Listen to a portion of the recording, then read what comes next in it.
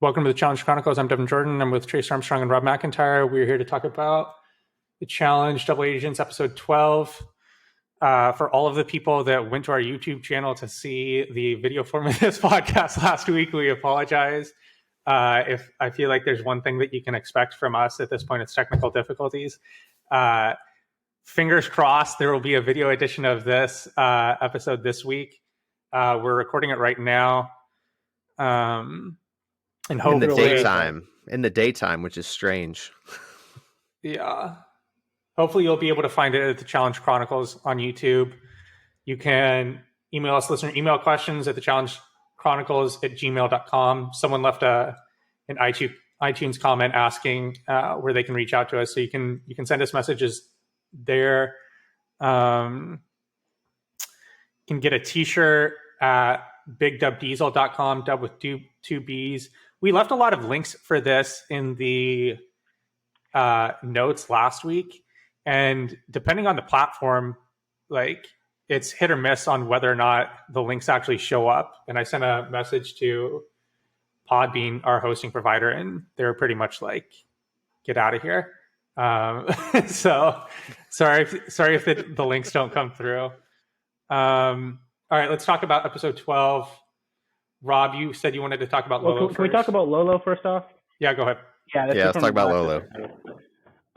So Lolo claims that her exit was actually forced by production. That apparently there was, I think they've claimed a mental health issue, if I'm reading that right. And then didn't you say that was out? Didn't you say that was corroborated by other people on the cast too? I think so. I don't know. I don't want to say anything that I don't know for sure. So she claims that, and then she also claimed that on the mission, Big T and CT were dropped outside the drop zone, and so they should have been disqualified. But she says production would have preferred Big T and CT win instead of Cam and Kyle, which is why they were given the win. What do you mean that they were dropped out? You mean they were dropped closer to there was like a target zone with the helicopter that you were supposed to drop into that they missed, she is claiming. So they should have been disqualified. So it was that CT and Big T let go too late? That's what you're saying? Or that it was the helicopter's fault? I mean, I don't know. I just have what she said. And that's what she's claiming.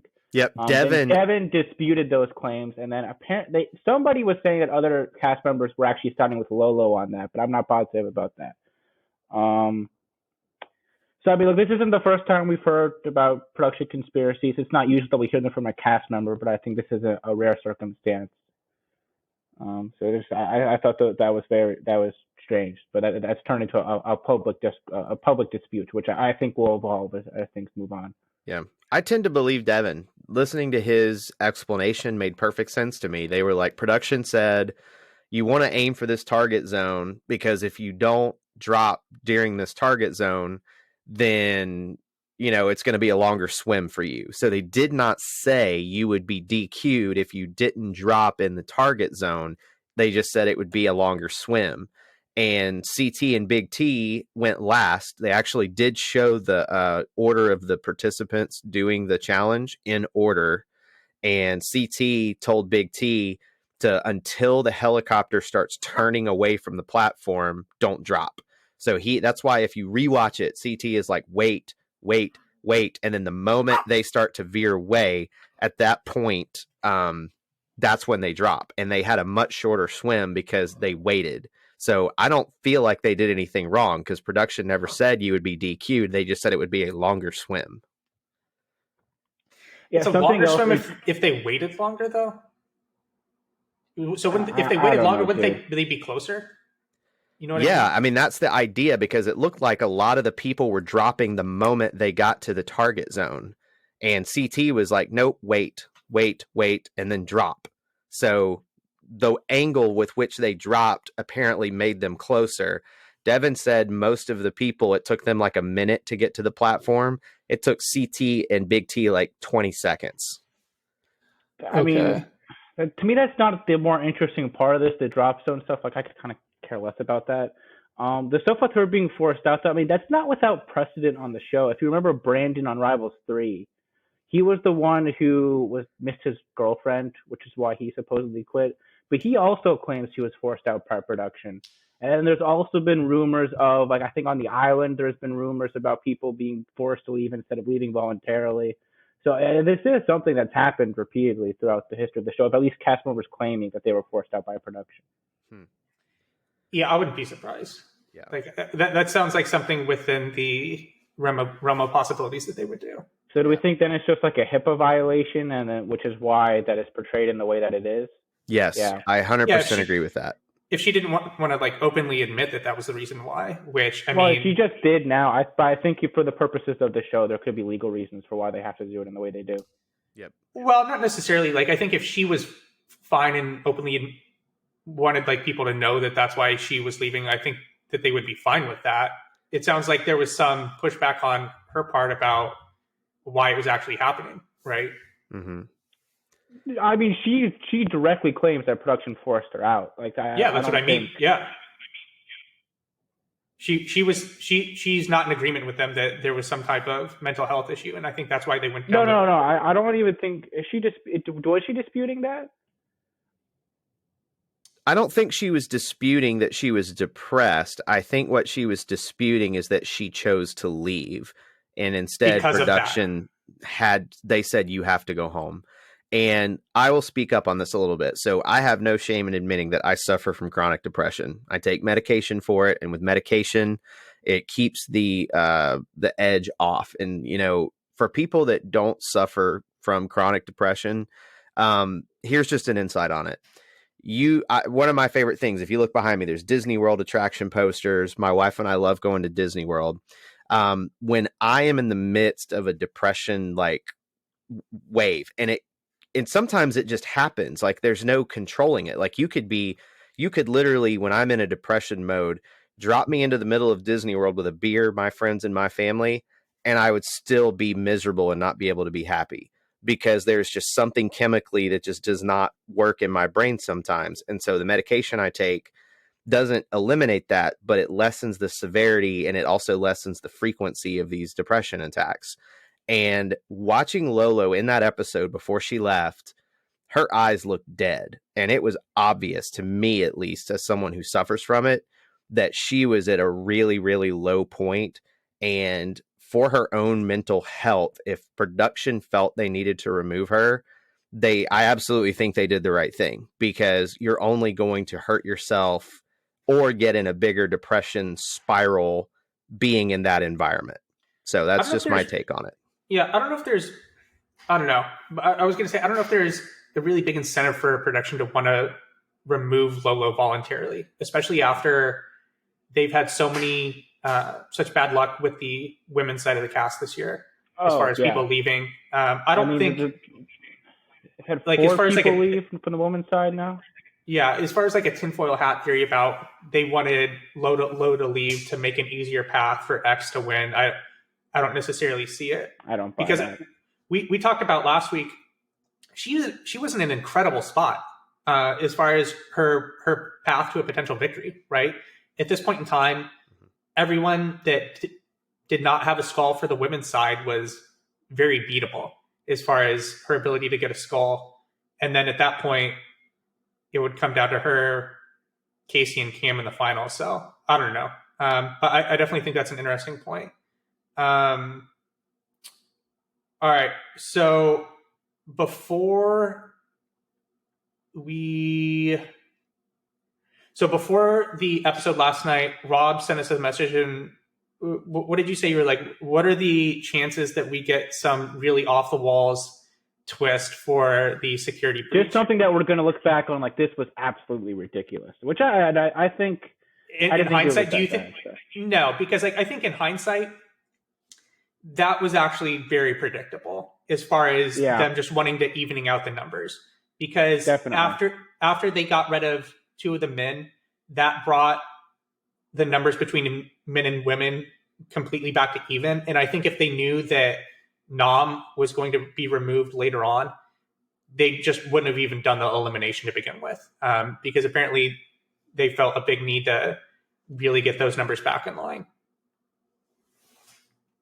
Yeah, I do feel kind of bad for Josh in that he was able to swing the numbers in his way, and it just like didn't work. Yeah, that's the part that's pretty BS because, like, do you think it makes you wonder what the votes would look like if people knew that there were 2 people going in? So I think that's the one mistake, right? Like, I think I would have preferred that they just tell everyone, hey, you're voting for 2 people to go in tonight. So, well, do they have to vote for 2 people, or just the second person with the second most votes is going to go? I don't know. What do we think would be better? I think you say the top 2 vote getters go in, because then the politics have to play out where people have to figure out how to split votes. That gets so complicated. I know, which is why I think that's way more interesting to say the top 2 teams that get votes are both going in.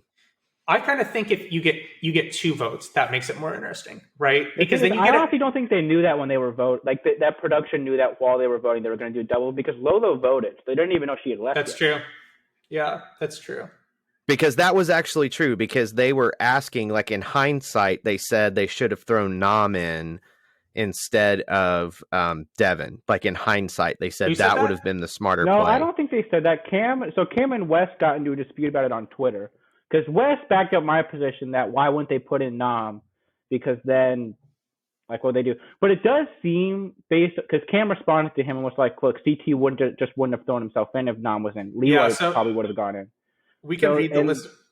Keep talking, and then I'll pull up the listener email, because they said the same thing. Because it seems like, based on Cam's position, that everybody was under the assumption that you had to beat somebody with a skull to get a skull. That if you didn't go up against somebody with a skull, we still don't know. Yeah, we don't know at this point. So is that them just making an assumption, you think, or is production explicitly told them that?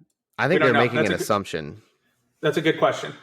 Yeah, we really don't know. Because everybody, like Wes, Cam, everybody in the cast seems to be under that assumption. That just seems to be what people think. I guess nobody's seen the island before, outside of us, unfortunately.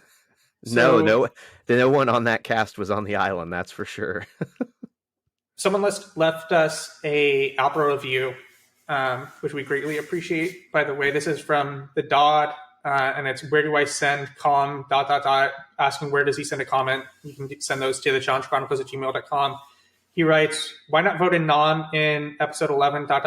because then CT could have put in Leroy or Fessy against Nam, and they don't want to go back in. So if you don't give CT someone with a skull, then his payback is making one of them battle to keep their skull. It's just an idea. So yeah, they really should just tell us explicitly what's going on with how you can get a skull if you currently don't have a skull. I think it would make this a lot easier to watch, though. What do they gain by keeping it from us? You know what I mean? Like, I don't think they really gain anything by not telling us. They love those big reveals where they reveal whatever nonsense twist they have, and the cast goes all crazy. Like, they loved it. Like last season when they revealed the skulls are even in play, and then the week after that they revealed a D like at the elimination when she's in jeans. Like, oh yeah, you can put yourself in. Like, all right, great, you just giving it to her now when she's not doesn't even have her jersey with her. Yeah. Do you think that they intention? This is probably giving them way too much credit. So even before I say this, I think it's probably a no. But do you think the reason that they don't tell them that you still can get a skull, or they just don't even tell them that that's an option, that you can get a skull by not going in against someone that doesn't have a skull, is because they want to create one more matchups and better suspense, right? Because then at that point, you would go for someone that has a skull. And that would inherently there would be matchups. I think the people hold on. There would be more drama though, right? If a skull is at stake, and that's kind of what they want to create as a television show. You know what I mean, kind of. Well, but if the skull is already at stake, then we would know that no matter, because like now if we watch an elimination between two people without skulls, there's like no stake in it. Versus if we know that beforehand, then there's a stake in it, and there's also the question of who are they going to steal from? Then everybody who has a skull is concerned. Does it create a better matchup? Let's see. Why does it create better matchups? I think basically everybody left is like because of the people. None of the 6 people left are cream puffs. Like any matchup we're going to get from here on out is going to be a powerhouse on the guys' side at least. Yep. Well, not for the women's side. No, I don't even. With the women's side, I think outside of Cam and Casey, though, everybody else is kind of on an even playing field. So at this point, there are. Yeah. So I don't know why they do it. Like, I really have no idea. They just love these reaction shots. They love these reaction shots, and I also think they like to be able to make whatever decision at the last possible second. I think they like keeping all of their options open. Whereas if they reveal the rules beforehand, then they have something they have to stick to. Yeah, I think that's part of it. there would be more suspense. Just thinking this out loud, there would be more suspense if two people, or it would be like a better TV moment if there were two people that did not have a skull that went up against each other, and then the winner was able to steal a skull. That would be Definitely. way more. That would be a way better TV moment than someone having to go in against someone that already has a skull. I think as an overall, from an overall like game perspective, I think the people with the skulls are getting screwed by this. Just in that they have to go back in like again. if they have to get pulled in, yeah, then why would they put themselves in already? Yeah, it doesn't make sense. It really doesn't. You're really incentivized to just like... I think the skulls were kind of an overcorrection for War of the Worlds 2, when the issue was just the team format. It wasn't that, like, they were fixing a problem that wasn't even there. Yep, completely. Yeah, Devin is starting to shine and shimmer again. Yeah, so Devin, we're kind of losing you. Like, your video's all off, like, it's super blurry. We're pulling the stand-up desk up. up. It looks like I'm watching, like, the Extreme Challenge all of a sudden with your video quality. We're trying to work on the sunlight right now. There we go. I think we've also got a UFO who's like That's trying good. to abduct him at the moment. Well played. Right. Oh my gosh. The other thing to think about though that was interesting from doing the suspenseful reveal, they love that confessional that Sarah Rice would do every season. This changes everything. Like that's the kind of reaction they're looking for. You know that they lean on with this stuff. I don't know. You know who they lean on that for now? And in my notes from this last episode, I wrote down he's gotten to be really good at Kyle, dude. I feel like they lean on Kyle for this a lot. Too, yeah. They really do. He showed up. I think it's been a lot of Corey and a lot of Anissa for just like the narrator stuff. Dude, we looked at this. Anissa's been like the narrator for like every scene on the confessional side. I don't know. Like if we look at confessional accounts, I bet you Kyle's higher than both of them. No, but I'm saying Anissa never has confessionals talking about Anissa. Anissa's confessionals are always just talking about the scene. That's true. No, because she's not doing anything otherwise now. I mean, literally, she's just kind of invisible in this situation. She's just been kind of facilitating. She's just a narrator confessional. All right, do we want to actually talk about this episode now? Kyle had real quick. So Kyle and Corey led last night with the most confessionals. They each had 14. I didn't have that. I had CT and Darrell with the most. I accidentally searched. I had CT and Darrell both result had for 10. Total Madness. This is double agents. Here we go. So for double agents, not Total Madness, the answer is Darrell was in a lot. So CT had 13, Darrell had 11, Big T 10, and then 13 and 11. They must be counting the on the psych scenes as confessional. And then Corey to me, and Kyle that does count each as a had confessional. 9. Corey, Kyle, and Leroy had 9. It depends on how they shoot it. Like the CT had one where when he was setting up the one thing for Big T, that the camera it was kind of set up like a confessional, but it was also just at the house, and it was not the format I would usually give a confession. But he was talking to the camera. Yeah. So it's hard. It's hard. I feel like whenever you're talking to the camera, you can make the argument that it's a confessional. Yeah, because I feel like he was narrating what he was trying to do. Like he was very much. I don't know if it's a confessional per se, but I would definitely say his post-elimination win where he skipped into the frame and was all jolly. That was a confession. I counted that. Guess who has for the season? Who's like the guess who the top 4 I know people this are. already, so I feel like it's not fair for me to weigh in. Still okay, guess, so if I'm having to guess, I don't know. So let me get after Trace CT, guesses, right? guess Rob. Yep, CT. I've had Devin with the most for a while. So it's CT and Devin are tied, number 1, with 87. Okay. CT, Devin, that makes Cam, sense. CT outpaced Devin this episode. Big T, and Kyle. Yep. Okay. I'm going to have a change in my power rankings this week, too. There's a huge change in my power rankings. Well, I mean, Big T, number 1? Pretty Of course. She's the heavyweight. What are you talking about? Let's just talk about that now. Let's talk about the eliminations first, and then we can talk about... What do we think about Devin calling out Darrell? I thought he should have called out Fessy. No, he made the right decision. I Why? 100% believe he made the right decision. Because, first of all, you want Fessy to show up in that final with Anissa as his partner because they can't win. They literally cannot win if Anissa is his partner. Fessy, one of two things happens. Either he goes home or Fessy goes home. Like, he's not worrying about that at that point. Well, no. If Fessy wins, he picks a new partner. But then Devin's gone anyways. Right, but I hear that. I think, though, that from a strategic standpoint, here's the problem. If Devin is... I think Devin knew he was probably going home once he was going to have to go in. Like, I think he had already mentally prepared himself for that. Why can't he beat Fessy in that? He might have, actually. The fact that Darrell won a puzzle is a first, by the way. That has never happened in the history of the show. He's never won a puzzle. So kudos to Darrell for making that happen.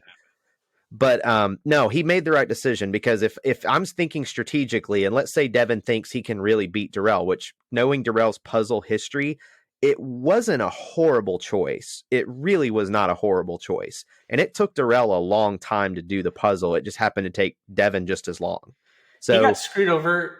He got screwed over by not being able to go in against Corey, and by Corey being the rogue agent. That would have been, if he could have chosen anyone, that's who he chooses, right? Yeah, I really think you're over. I think Corey's like not as bad. Like, I don't think he's that much worse than the rest of these people in puzzles. Stop. That was a long time ago, dude. Invasion was a long time ago. Dude, I actually agree with Rob. Like, Corey is not that horrible. Like, if you look at the male Hunter cast, and Nelson, and Hunter beat Kyle on a puzzle. So, like, I mean, transitive property. Kyle's worse. I would feel much more... I will just never be able to get that image of him and Nicole out of my mind. Is that one of, like, the all-time challenge, like that's up there with... That's up there with Dutch. You know what I mean? They speak Dutch in Australia. or like Muhammad Gandhi. in Australia. Muhammad Gandhi is like the worst one. Saying Muhammad Ali was Gandhi. Like, I mean, how much worse can it get? It's pretty bad. But yeah, no, I don't think Corey's that bad. I mean, when you look at it, though, if you had to pick, Devin, between going up against Darrell or Corey, you're picking Corey, right? In a puzzle or in anything? Anything. Yeah, I could pick Corey, but I think he should have picked Fessy. Here's my thing for Fessy's much larger than Devin, which in that type of elimination you can see where that could be a problem. His track record with puzzles is mixed, to say the best. And then also, look, if he beats Fessy, then that frees up another skull. So then there's another skull like on the loose for the men, and then he doesn't have to go in next week. If he beats Darrell, there's a decent chance Corey next week is going to ask for Devin, and Devin has to go back in again.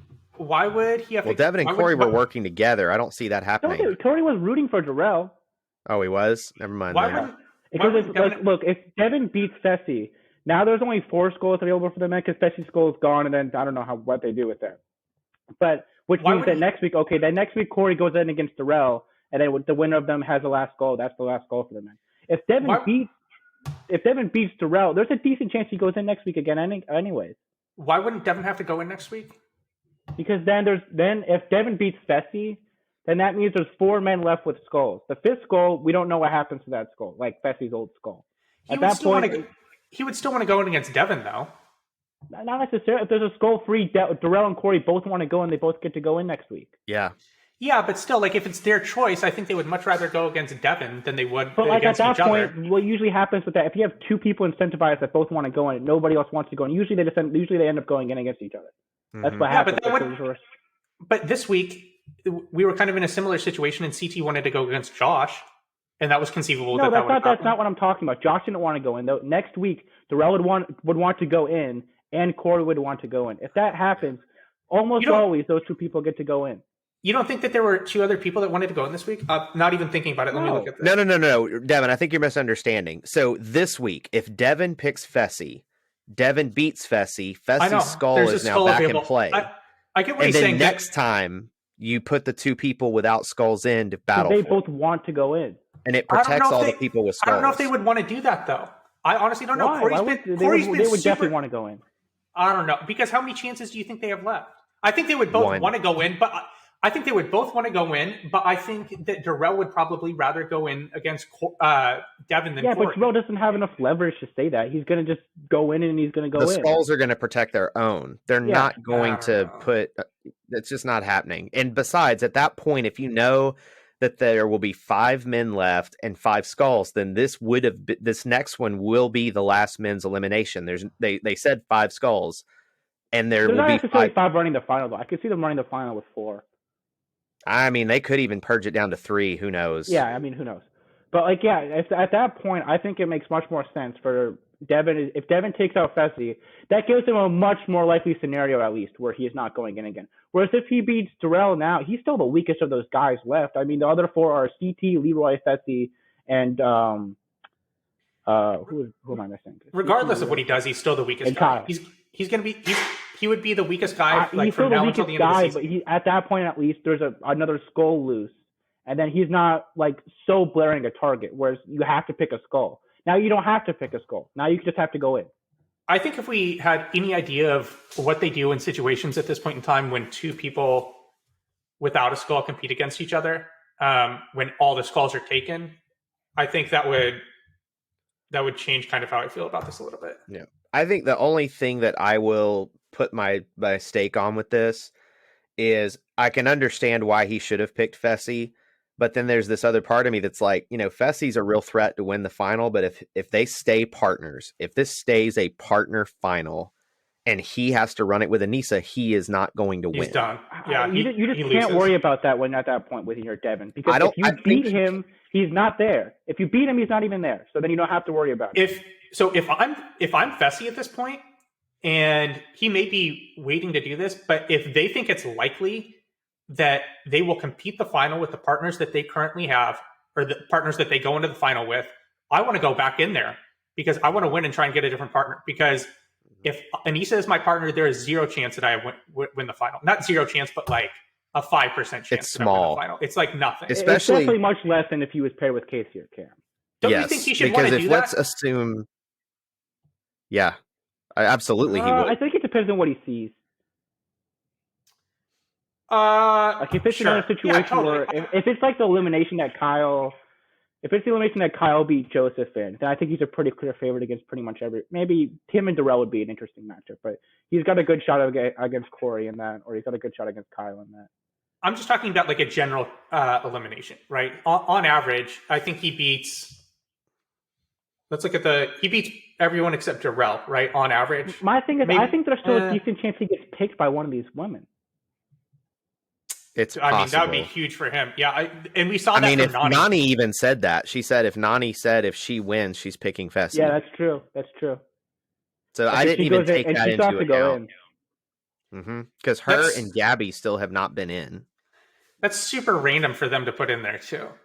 You know what I mean? They just splice that in that Nani would choose. And they do that. Like part of the reason why I think CT and Cam had their stuff earlier in this season is like that they ended up being paired together afterwards. Like I think they like to. And then one thing I thought remember was interesting. If way back in like the very first intro episode, Devin was talking to Lolo, and he was like, Darrell's one weakness, puzzles. And then he gets beat by him in this episode. That's pretty funny. That's what I'm saying. I feel like this season, the editors have done a great job giving us little moments that are paying off later in the season. So as much as I like to criticize what they do, I really am impressed with the level of editing and foreshadowing and payoffs to some of these. Because a lot of times we'll watch Survivor or The Challenge and there'll be these like random things that are like, oh, that might be leading to something. And then it goes nowhere. Like I remember having that feeling when we were watching Winners at War where they kept talking about Adam's mental state. And I'm like, oh, does that mean something's going to happen with Adam? Because why are they spending 4 minutes talking about this? And then they never, like nothing comes of it, period. Mm-hmm. So, there are those moments, but I feel like every little random tidbit we've gotten has had a payoff in some way, shape, or form this season. All right. We kind of buried one of the leads here. So what do we think about the way that CT reacted when after he won the elimination? It was not good. It was a lot. After he won the elimination and chose to take Cam as a partner and leave Big T. So do you think this was an attempt by him to distract everyone from the fact that he was stabbing Big T in the back? Do you think that's what this was? This was forced enthusiasm? I think a little bit, but I also think he was just over emotional. Like he danced into the confessional scene. I think he was just over emotional.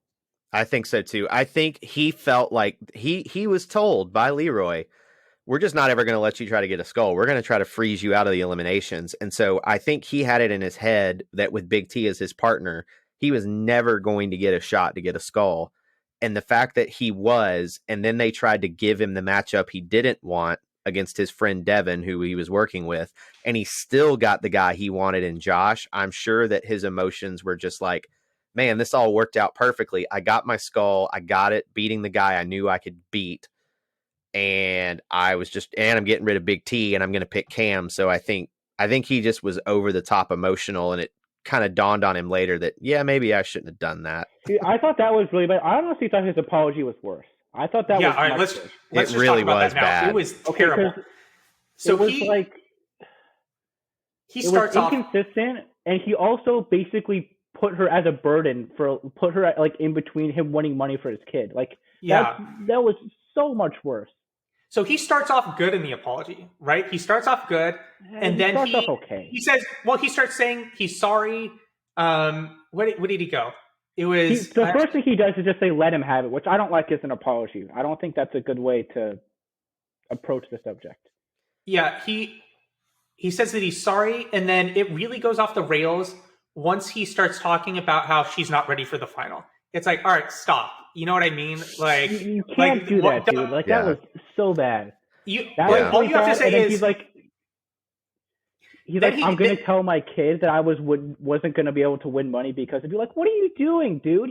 That's like, people will talk about gaslighting and not actually know what it means. That is gaslighting. Gaslighting. That is real. That's not the way it is bastardized. That is actual gaslighting.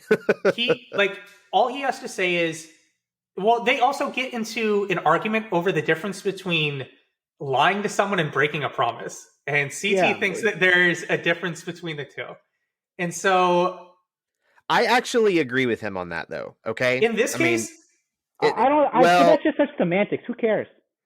It's semantics. Who cares? It's a definitional difference. It shouldn't have any impact on the situation. Who cares? At the end of the day, I think CT messed up huge here from a standpoint of Big T just said, look, if you had just said, hey, Big T, it's been great. Appreciate you helping me get my skull. I'm going to help you get yours, but I'm going to get Cam because she gives me the better chance to win the final. If he does that, she's upset, but it's not like a big deal. He didn't rub salt in the wound. Oh, he really rubbed salt in the wound and made her look stupid. Like, really made her look stupid. And ugh. So do you think his argument was, and I guess this would be the difference between lying and breaking a promise. So do you think his argument is that in the moment when he promised Big T that he wouldn't leave her as a partner, he actually meant that? And later on, I don't think, and that's the difference. That's the argument that he's trying to make. Starting from the after show. Real quick. From the after show, Nam said that CK came up to him and he asked him if it was okay if he took Lolo as a partner. So clearly, it was always in CT's head he was going to switch. Yeah. So because he asked him to take Lolo, he talked to. So they also mentioned he had gone to somebody else next week to take their partner. Like that was clearly always That was always what was going to be his game. How do you think he's trying to justify this then? Do we have any idea? I think he's just all over the place. I think he's got no mental consistency. Yeah. Well, I think the other piece of this, and this is something Big T should have been prepared for happening. I mean, the way CT went about it was wrong and it made it worse, but it's the challenge. Okay. People are only concerned about winning.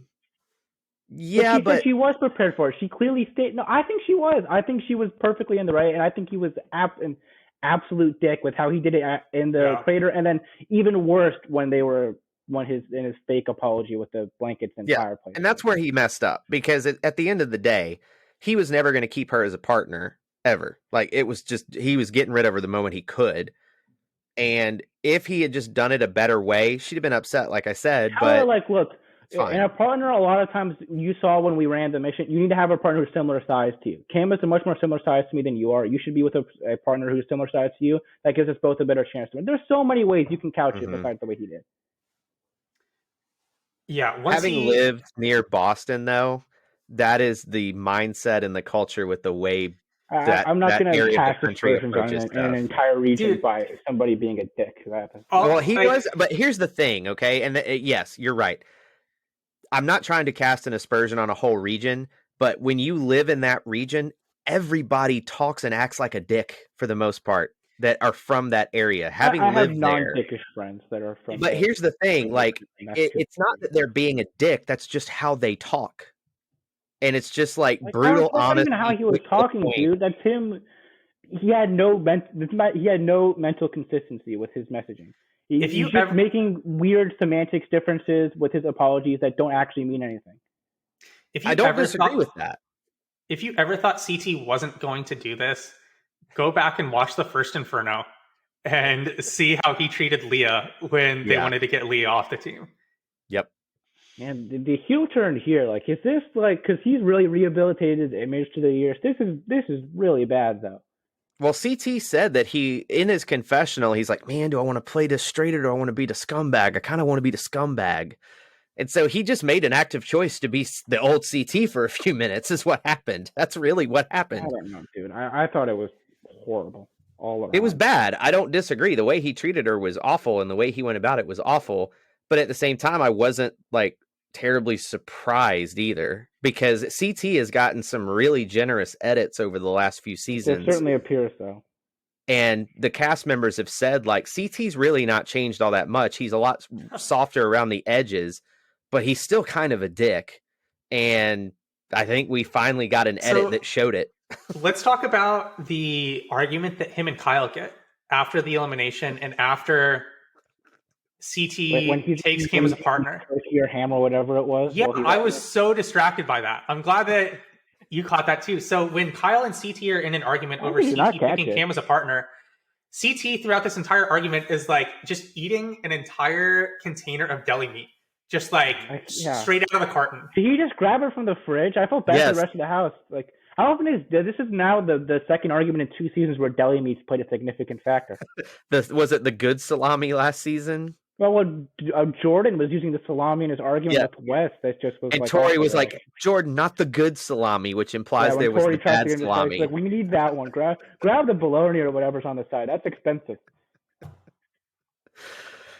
Oh boy, what an argument though! Like, I understand where both of them come from. They both backstabbed each other so many times. Like, I was not surprised to see that come to a head. And what have we seen? CT back in episode 1.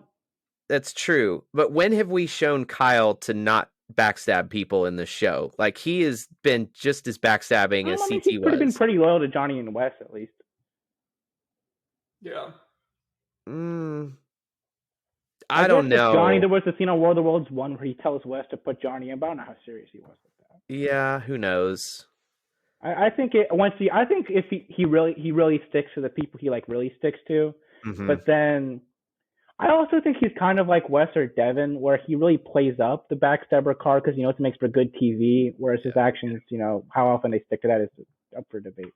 That's fair. The thing that I understand for Kyle though. Imagine how devastated if you're Kyle in this situation, because he even said it in his confessional. The worst case scenario for him has now happened. CT now has a skull, which is bad for all the guys on the cast. He loses arguably the best female on the cast right now. And he's back with Nani, who he already left to go be with Cam. And Nani somebody else is devastated because of Josh leaving. The thing with Nani, that keeps him in that group where he's still with Leroy and Cam because Nani's in that group. Should he just pick somebody else though? No, because Gabby. I mean, are you going to pick Big T? No, probably not. I think Big T does give you some advantages in that there's such a huge size disparity where there is a lot of events that, like the one that her and CT won earlier in the season where you have to hold the person up.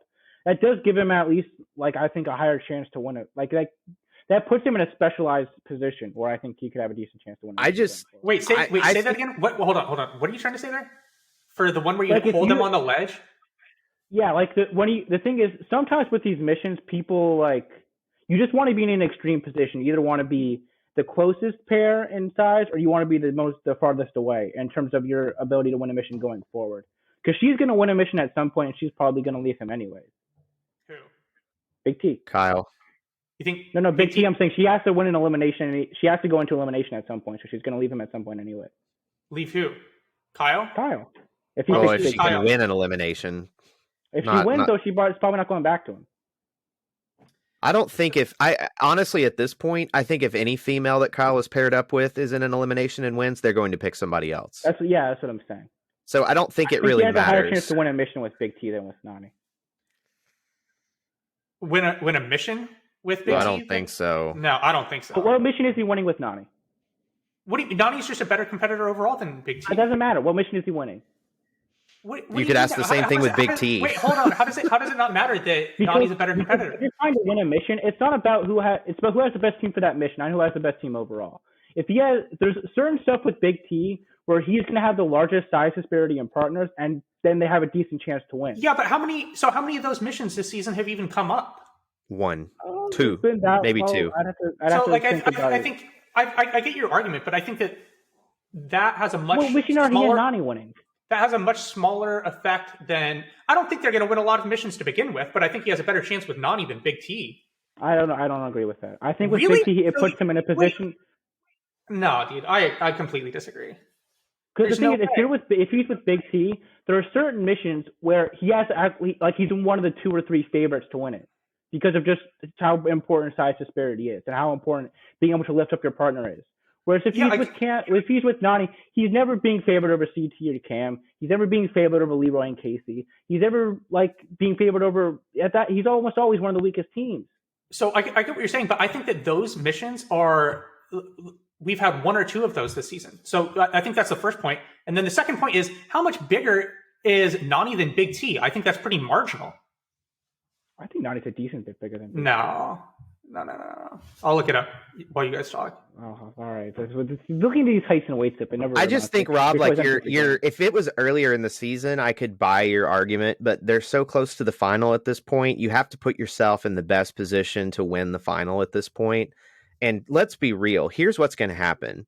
Nani's going to get her skull if she wins her elimination. She's going to pick Fessy, and Kyle's going to get stuck with Anissa. So, he is looking at, in dire circumstances. His partner is going to leave him anyways for the final. Any partner he would have picked wouldn't have a skull and would likely leave him before the final anyways. I'm saying he needs to put himself in the best position to win a mission going forward, so he has some power.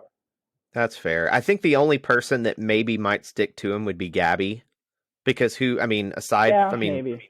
I mean, Gabby might still try to pick CT or somebody, but at least he's going to get Cam, or he's going to get, if she picks Darrell, she gets Amber. But we know Nani's going to pick Fessy, which means you're going to get Anissa. Are you sure she's going to, she doesn't pick just Leroy or something? She's going to stick to her words with Josh?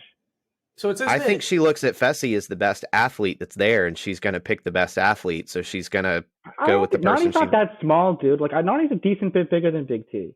How tall would you guess that Nani is? 5'6", 5'7". Yeah, 5'6". This is 5'8". I don't think that's right. Do you? I would have said 5'7". She's not that small. All right. So even regardless of that, you're still couching this for.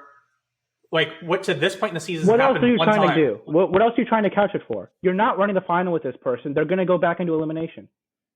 Yeah, but you want to stay out. You want to stay out of elimination as much as you can.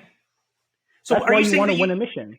Yeah, and I think he has a better chance of winning a mission than he does with Big T. Big T, he has zero chance. He has zero chance, dude. Well, no, he doesn't. If he gets another size disparity mission, which they do have relatively frequently, he has a very good chance to win with Big T. Whereas if he's with Nani, there's no mission he should be in the top 3 teams for. So what percentage of the time do you think they do a mission like that? Let me look it up. I think it happens more often than you think. 10%? I would say less than 10%. I'd say 5%, and they've already had one. And you're getting towards the end of the season where the missions tend to be more final based. Yeah, the one that we're seeing at the end of this episode is the overnight mission that they have sometimes done in recent seasons. And so you're really looking at stamina and mental prowess to get through what they're going to do for the beginning of the next episode. So the probability that he wins with Big T is, let's say they do the type of mission like that 10% of the time, right? It would be 10% times the probability that he would actually win the mission with Big T, which let's give him an 80% chance, right? So that means it would be an 8% chance, and 80% is really high. That means there's an 8% chance that he would win a potential mission with Big T going forward. I think if he picks Nani as a partner, he has a better chance than that. Do you get what I'm saying? I do not agree. I don't know. I understand where you're coming from. I still think But I also think he's not drawn completely dead with Big T in these other missions. There's other missions he could win, where there's just like the drone type missions, like there's just other, or even the one they're going to do this week. Like we don't know what that's going to look like. Yeah, I just think they're so close to the final. You want to try to set yourself up with a partner you think is going to help you win a final, and Big T is not going to help you win a final. None of these people have skulls. They're going to have to go back in anyways, and they're probably going to leave him. Well, he also has the ability to play politics. Like, let's say he's able to make nice with Nany, and he's able to somehow convince her not to trade partners. Like, that's your play. Because she's better than Big T. Well, but I think if you're in a why would he end up with Big T at that circumstance? Like, I think if he trades with Nany, maybe he gets Anissa. But let's see. Would you rather have Amber B or Nany in a final? Nany at the moment, just because Nany's run a final. Amber B, if she had run a final and I'd seen it, I mean, I don't think Amber B's going to be a bad partner, but she's an unknown. Like, she's a very big unknown. Yeah, but I'd kind of rather have an unknown than Nany. I feel like Nany's known below average. I would say she's objectively average. I wouldn't say that she's below average. Like, I think she's about as below average to average, yeah. If she had done a better job pedaling the bike on free agents because of Laurel getting stuck with Zach where he's laying on the side of the mountain, Nany would have won the free agents final. But she mentally broke on the bicycle. Close? I don't think she was even She only lost really by like 8 minutes. And it was really close. She spent an extra 30 minutes on the bike. She would have beat Laurel by almost 20 minutes in free agents because of how long Zach laid on the side of that mountain. Johnny brings it up in the reunion for free agents. That's pretty much what it came down to. Yeah, it was only a minute span. If she had not spent an extra 20 or 30 minutes Laurel's like hiring a bounty, like hiring an assassin to go to Zach's house after that. Pretty much, yeah. She would have killed him. Like, if she had lost that final because of him, he might not have made another season because she would have killed him and thrown him off the mountain. But that's the thing. Nany, physically, if you are able to keep her mentally motivated, she can perform. Like, that's the thing. She needs a partner that will keep her head in the game. Ago. Like, that was 7 years ago now. If anything, I would say that she's improved since then, though. I would say she's better now than she was then. I thought she was pretty solid on War of the Worlds 1. Since then, I have not been impressed by her at all. That being said, I think there's an ocean of that separates her and Big T as far as competitors. Yeah. In hindsight, in really big hindsight, and Kyle probably is not privy to the fact that Nany is definitely going to pick Fessy if she wins. Yeah. Knowing what we know as a viewer, his best play was to pick Gabby of those three that were left. She's still going to go into... Gabby I could have seen too. She's still going to have to go into elimination to get a skull. And even if she picks somebody else, he has a much better likelihood that maybe she doesn't pick Fessy and he doesn't get stuck with Anissa. Because if you're stuck with Anissa on this final, you're not winning. It's just there's no way 4 teams break a leg in the middle of this final. And that's not me bagging on Anissa, like, is this horrible? But we've just seen physically she is not in the shape to survive based on what we've seen. It'll be interesting to see what they do for the final this time around. Do you think she would have even been able to complete the final last year? Yeah, she could have done last year's. I feel like she can finish it. It would just take her a really long time. We'll see what happens. I mean, it's just the guy side now is with Devin and Josh gone. It's really been trimmed down to where everybody there is very competent. So I think it's going to come much more down to the women. I agree. I think at this point, having a better female partner is what's going to win the final. If it indeed stays partners, they could break this up into individuals to get there. We'll see. I think it would behoove them, because why all the partner switching? Yeah, then it's meaningless at the end of the season. You know, like. And that's been that's really been the hook with this season, has been the partners and the partner switching. Like, I think for just throw it to the side wouldn't be advantageous. I like the idea from a marketing standpoint to be able to say this team won $1 million.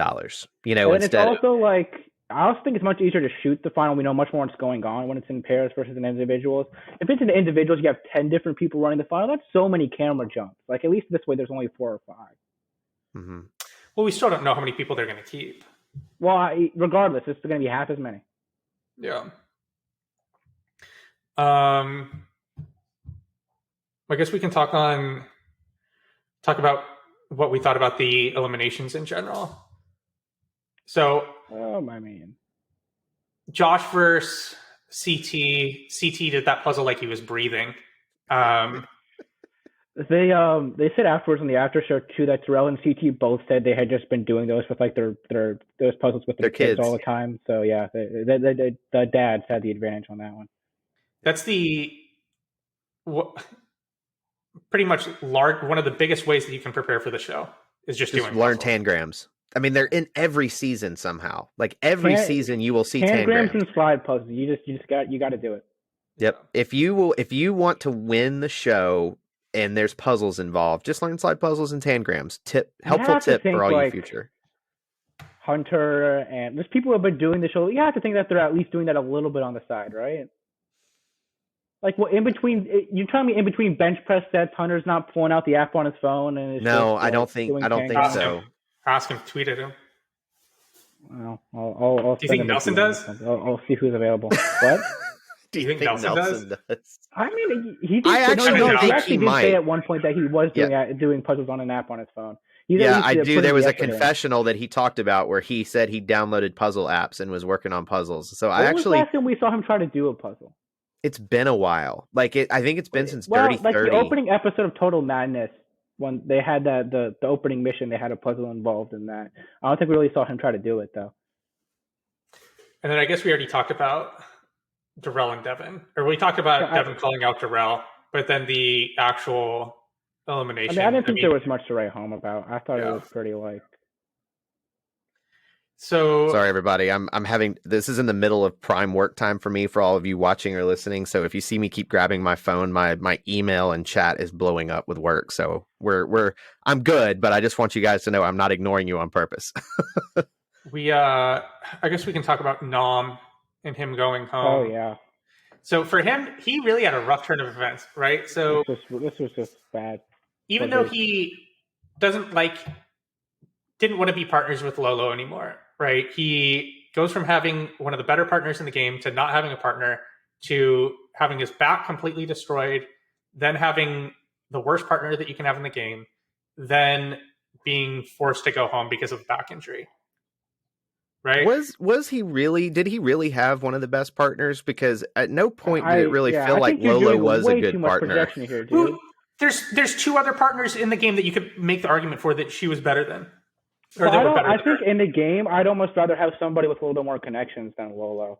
At least that way you can get into an elimination. I'm just talking about physically. Yes, but no. I feel like Lolo running an individual final is better. Physical stat. Like Johnny's won 7 seasons. How much of an athlete is he, really? Yeah, but he's also in way more. No, sure, but I'm saying he's been very good at the show, and he's like not in the top 20 male athletes on the show. Yeah, he is. Top 20? I would say he's top 10. Like he's in top really 10 good athletes, shape. Straight up athletes, no way. He's not an athlete. Dude. He's in good shape with good endurance, and he's smart. Like that's what it takes to win the challenge. Is he in good enough shape? I don't think in terms of just a strict athlete like Spark score, I don't think he's in the top 10. I think that's. He has good athleticism. He's good athleticism. He's strong. He has good endurance. But like he's agile too. Like an average dude you see at Burger King, like sure, but I think compared to the rest of people on the show, no way he's in the top 10 athletes. I think it depends on how you're defining athlete. Spark score, like just strict athletic profile. That's bullshit because they're not doing any like endurance. Well, how are you saying Lolo's one of the top athletes then? What are you doing off that for? They're not doing any endurance in Spark score because she's in the. How are you saying Lolo's one of the top athletes? In the fucking Olympics. I understand, yeah, like that type of athlete. Type of athlete. There's more than one way to define athlete. Exactly.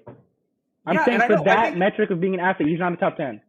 If we're defining like whether or not you can be in the Olympics, what's the pool that we're talking about here for people? I'm saying for like just like strict like average Joe, like what they conceive athleticism as top 10. So if we define athleticism based off of like what it takes to be an athlete on the challenge, I think Lolo is still. I know that's different, but I'm saying Lolo is still within that group, and I think Johnny is within that group too. Why is Lolo shown to be within that group? She hasn't done anything. I would take her. So which one of the women would you take her over beside Casey and Cam? Or not take her over beside Casey and Cam? Left? I mean, I'd still kind of rather be partnered with somebody with like an Amber B that just has more connection. I'm not talking about partners. Let's leave that aside for the moment. Actually, yeah, she's probably fair. Okay. Just because I didn't want to conflate the two. How did we even start talking about this? Oh, we were talking about Nom. Well, Trace, you were saying he has one of the better competitive partners on the show, and Trace disagreed.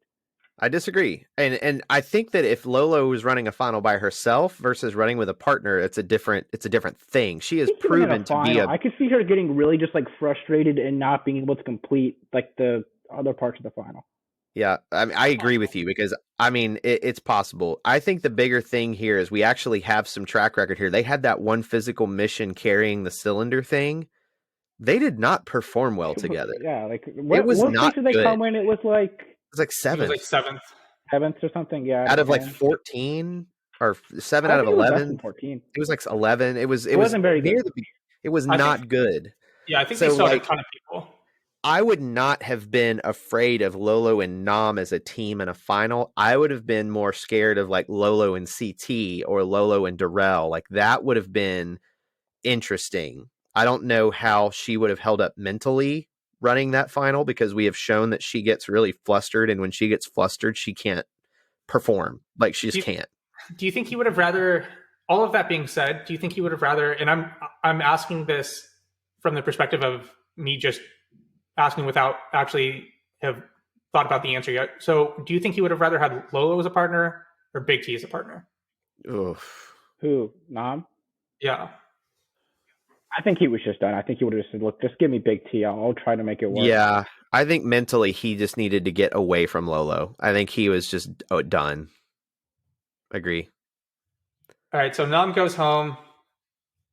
And I hope we see him back, by the way. They need to have like him and Alon be a team from War of the Worlds 1. Have like the injured but not forgotten. Yeah, I really would love to see Nom again. It was very apparent that his English at the beginning of the season was not awesome. By the end of when it was fine, but his English got better and his understanding of idioms got better throughout the season. Yeah. And so he got funnier by the end of the season because I think he felt more comfortable speaking English. So I really would love to see him come back again because I feel like we'd see a different side of him for the whole season. He had a lot of screen time towards the end of the season. So I'm looking at the confessional counts through last night. He has more confessionals than Amber B, Casey, and that's pretty much about it. So much of Lolo and Nom just fighting. Mm-hmm. But I will say, like, it was the stuff the last few episodes has been entertaining and funny from him when he was saying, "Love you, Lolo." Wait, no, not love you, like you, love. No, like that was really funny. A lot less Lolo and Nom as arguing. Hey, can we at least agree that it was not nearly as bad as Jenna Zach from last year? Like, can we just agree on that? Yeah, sure. That's a very low bar to clear. That's the point. Oh my gosh. Was there anything else from this episode that kind of hangs out from you guys? I mean, there really wasn't that much that happened. It was like the explosion at the beginning and then kind of just a fallout from that. Like there wasn't like a constantly evolving action. Yep. I feel like if we had an hour-long episode instead of an hour and a half, we would have never had anything from the hot springs that occurred. The hot springs stuff occurred because there's a 90-minute episode. Maybe a very, very quick, brief thing. But like, yeah, that would have been about it. It was like from the ruins where they were on the pirate ship for like 30 seconds. Oh, yeah. I guess we should probably just do power rankings now. I know Trace has to dip in a few minutes. Yeah, that's what we're going to say. How much time do we have? We have like I got like 15. I got 15. 15? All right. Someone. All right. Devin, are you willing to make a Cam versus Casey bet with me? Yeah, fuck yeah! You're finally ready. I haven't really. When was I out on a Cam versus Casey bet? I didn't know I was on the table. I thought we were talking about who would win the final between them, weren't we? Dude, I'm sure Trace, this has come up, right?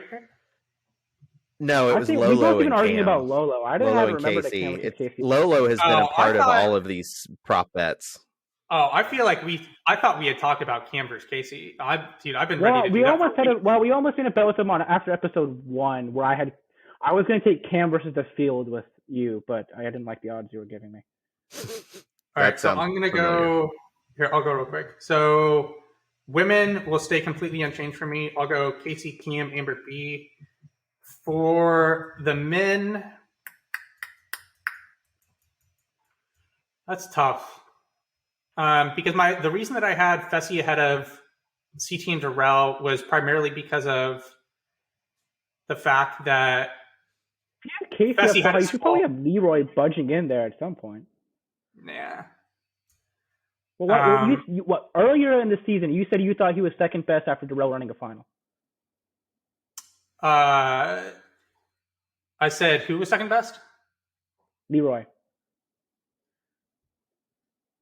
And he's got Casey, and he's got a skull, and he's got like no. I'm still not convinced that. I'm still not convinced. I still think that there's a certain chance that they won't compete the final as pairs. Yeah, I do. Too. And if they do, I think if Fessy wins at any point, he's taking Casey back.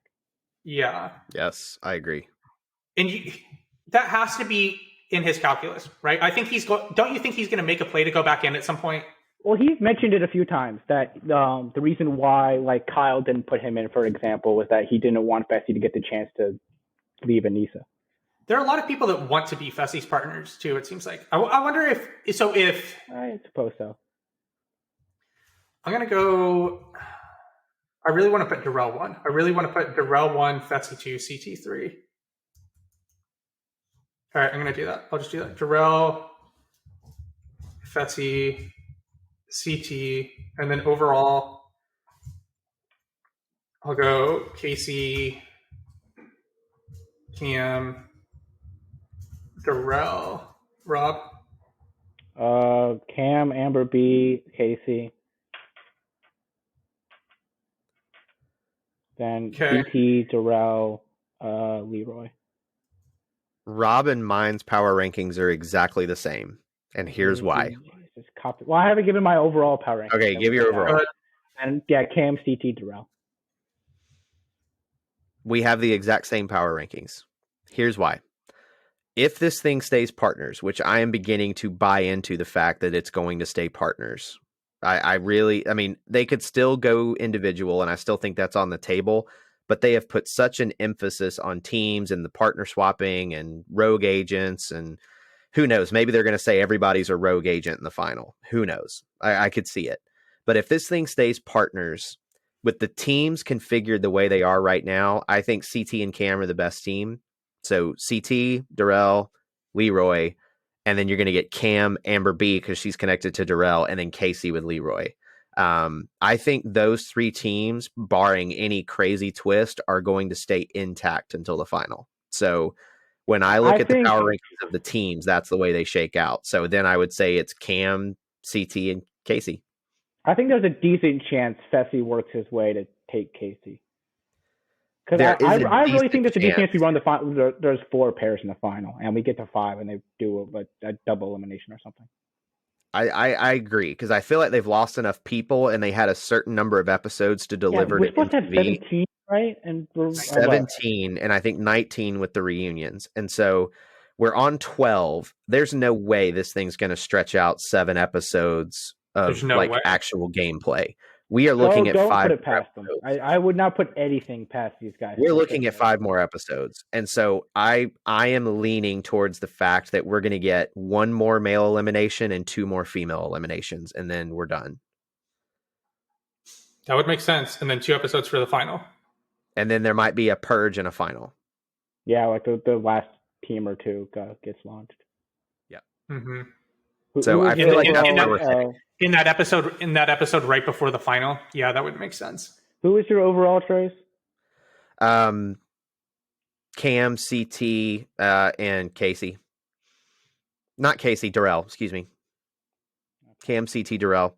So yeah, and the reason that Cam has now vaulted finally to the top of my power rankings is it's very apparent that whomever is Cam's partner is going to be good. She's not going to get stuck with the worst male, and she is by far the best female. So as long as she doesn't get stuck with, I mean, really any of these guys have the potential to win. There's not a bad person Like, who's left. the worst one left at this point? I'd probably honestly say Fessy is probably the one I'd want to run a final with least. I would say it's probably between him and Kyle, not because they're both bad. What, you mean out of the people that have skulls, or Everybody? Of the guys left, of the 6 guys that are left, Corey? Corey was better than them last year, dude. Corey was better than Fessy. We need to go back and watch that. Didn't like one of them give up or something? Well, the only one who kind of gave up was on the second day. Corey passes Kyle, sees Johnny wins, and then stops trying because there's no point in getting sacked. Didn't Fessy smoke people on one of the legs? No, Corey smoked Fessy on the first day. Corey, Fessy sucked on the first leg and then got eliminated by Johnny. On the first day, but Corey torched everybody. Yeah. Wasn't that the thing, though? Because Fessy was upset that he made some decision that he should have... Do you remember what I'm talking about? He did like... No, we've had this debate multiple times. No. He was really upset that he just didn't go into elimination anyway, because if he would have, there was something screwy with the way that they decided who slept outside, remember? And he was really upset. You had to win the day or win the elimination. The second day of that final and the elimination for that final was ridiculous. But what happened was Corey beat everybody. Then he puts Johnny in against Rogan. And then Johnny gets to sleep inside after winning the Mosley special of an elimination. In fact, he was like, look, I could have just beaten Johnny in that. And then 2, then they made him and Kyle stay outside, and they were supposed to stay outside all night until it got so cold they let them go inside, but they wouldn't let them lay down. They had to still stand inside. That might be one of the worst eliminations of all time. It was really bad. It's right up there with pop culture bike jump in terms of ideas. All right. So, but anyway, So I'm all in on the fact that I think Cam is going to be on the winning team unless Darrell and Amber just smoke show the thing. Yeah, that's the only way I really don't see her winning at this point. I mean, maybe Leroy, I don't know, maybe something happens with him and he's able to win. I really think Cam. Have I moved Cam off the favorite for the female side at all? I think you did at one point. I think you did. I might have had Natalie above her at one point, but I think you had Natalie 1 for a little bit. But once Natalie was gone, Cam's been your number 1 the whole time. Well, I remember after the first episode, I felt really strongly about her, and then I kind of backed off of it a little bit. I'll be the first to admit that I was very anti-Cam can win this season. I just didn't think she had what it took because she hasn't so far. But now, as this season has played out, I was wrong. I think she is the female favorite. She's been good. It's not like she's gone to finals and has been bad. She's gone to finals and she's been good. And Vendetta, she has the Mercenaries thing, which screws her over. And then the World of Worlds 2 final, it was a team final. How much stock can you put in it, really? Yeah, and I think my thing with Cam is I always felt like Cam played into her character more than she focused on winning. Because she was she made that huge move and it wound up not mattering. And everybody was like, oh, Cam making moves. And then it didn't matter. I've just always felt she's overplayed her hand too fast. She tries to be too aggressive too early, and being too aggressive too early always comes back to bite you in the challenge. And this season, I think people could stand to be a bit more aggressive politically on the show. I think right, but that's not the majority of the cast. This season, actually, I would say they were way more aggressive. I don't know that I agree with that. I feel like this cast has been more aggressive than past casts. It definitely wasn't as passive as last season. Last season was ridiculous. Everybody was just... I think mentally everybody was fried and didn't want to make waves. So you did have... You've had her number 1 for the women overall. For some reason, I thought you did have Natalie in there. I had her and Natalie close at one point, but I didn't think I knew I had Darrell number 1 overall for a little bit, but I never thought I moved Cam off. Overall, yeah, you did have Darrell for a month. Yeah, I know that. But for the woman, I never moved her off number 1, right? Correct. Yeah. All right, cool. Wait, how much are we betting on Cam versus Casey? Let's do $10. What are we gonna bet? What's the wager here? Just placement at this point. I'm more comfortable making that now just because we're so close. I don't think either of them are getting eliminated. Overall placement? I'll do 10. I want to do more than 10. I know you do. You want to make up the losses you've had so far this year? It hasn't been that bad. I have Trevor Lawrence money coming in. I'll be okay. Yeah, I but was that one's mostly like pissed off about the like Lolo. $5, Because I isn't would it? feel like I was proven right on Lolo, but I couldn't get him to make any bets with me that I actually liked. What do you Yeah, mean? I was taking her against anyone. yeah. No, I offered her against Cam. You said no. I think we just couldn't. There was an issue with that The because odds were wanted- No, not did you want favorable. odds? 50-50 odds. You don't need odds. I don't know Y'all if were we did do talking that. odds. You were wanting like 3-1, and he's like, "I'm not doing I it." remember 3-1. I'm just mostly mad at myself for making the Tory bet with Lolo, which I didn't even believe in. But it was the only one I could get across with him. Well, see, that one was to me the scariest bet because I knew Lolo was not going to make the final based on watching champs. Like there was zero chance she was going to make it to the final. The question was how long did she hang around, and that's why I never wanted to get involved with it. She Because could have had this meltdown like week 3 or something. Yeah, she literally could have melted down week 3 and been gone, or she could have gotten to the give near me 20 the end. on Cam versus Casey. No. We did 20 on Tory versus Lolo. This is my whole thing, Rob. Like I'm not like making like a bunch of like I'm not gonna make like one huge bet and like wipe away like everything that I've won. Yeah. How about much have this? you won? Has it been that I bad? won a lot. Like you, the only He's one won that like $40. the only one that I feel confident that you'll probably get is the Trevor Lawrence one, and I got 3-1 odds on that. So you're gonna win $5, and I could have won 15 on that. And then I won Lolo versus Natalie. I got the Lolo versus not. Like he got hurt, so does that count? No, we got to watch that. I mean, we watched the Natalie one too. That's a wash. We watched the Natalie one, so yeah, it's fine. Would anybody take $10 on Amber over Casey? Because I want Amber over Casey. I would take Amber over Casey. Do you give me odds on that, Devin? I'll think. Yeah, give me odds on Amber versus Casey. Because I would put $10 that Amber places higher than Casey. I just think she's going to stick with Darrell, and I trust Darrell. I do too. I trust Darrell way more than I trust Fessy right now. We had the Trump inauguration, whether or not he would be the president, removed as president before inauguration. We had... we have the pairs bet, which I feel pretty good about. I still feel okay about that. We had the Lolo. I really think it's going to be pairs. And the Drew Lock bet, I feel... Well, so the thing is, like, it's okay with. The pairs is not necessarily that they compete as pairs. It's the well, I guess that's semantics, right? So they can see how it plays out. I think Trace, you're going to have to make a judgment on that for us because it could be kind of like because like it's that the way that we agreed on this is very clear. So it's the pairs that enter. We can have Trace write these bets down. I feel like you're writing these bets down in a way that favors you. No. We agreed on this very explicitly. The pairs that enter the final for season 36 of the challenge will not place as pairs in the final. So that was the bet. Yeah, so they can mix them up and finish with different pairs, and that doesn't count. Or they compete as individuals, and that doesn't count too.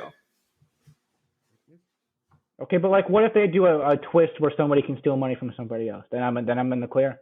Yes, you're in the clear because they finished the final with the same partner. That's what I want. Yeah, that's the thing. Whoever you start the final with as your partner, you have to run the entire partner final. Like if I really need Breeze and Roethlisberger to retire to help me out with this Drew Lock bet. Yeah, you do. Like, dude, I think a lot of that. We're running up on time. I think a lot of that from the Broncos is a smokescreen, though. Are they still the favorite? No, that they're going to fucking get rid of him. And they just get Watson? No, I think the Panthers moved ahead of them now. That they just want to try and like increase his perceived value. You know what I mean? Like I don't. Well, are you sure they don't just sign like Fitzpatrick or something and roll with Watts for the first few weeks? No, there's no way. Like my thinking was that they'll do what the Bears did with Trubisky this year, where Trubisky starts the first few weeks, then Foles comes in and is terrible, and they go back to Trubisky. Yeah, well, I'm more and more convinced that the footballs are drafting a QB. Wow, let's see what happens. The fact that they're going to release Alex Smith, we got to get moving. Once we get to too much football talk, then we lose. We lose half of our audience. At least half. Thank you for listening, everyone. Yeah, thank you for listening. Send us emails. Send us emails at thechallengechronicles@gmail.com. Hopefully you'll be able to find this, the video version of this on YouTube, and we'll talk to you again next week. Thanks. Bye.